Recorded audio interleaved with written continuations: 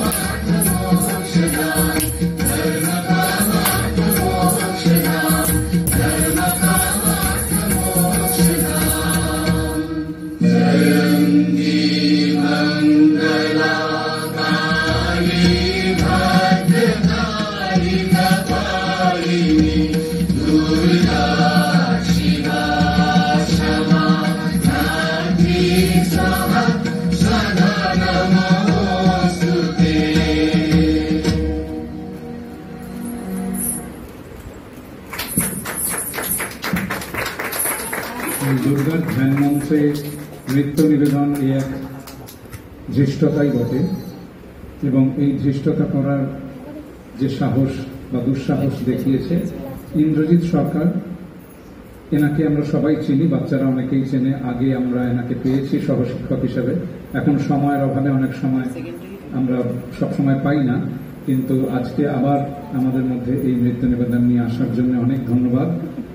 এবং আগামী দিন দুর্গাপূজা সকলের খুব আনন্দে কাটুক, শুধু নয় সকলে যেন দেবীর এই ভাব চিন্তন করে উৎসবের থেকে ঊর্ধ্বে উঠে দেবীকে নিজেদের মধ্যে গ্রহণ করতে পারে, এই প্রার্থনা করে আজকে এই শ্রদ্ধাঞ্জলি অনুষ্ঠান শেষ করব।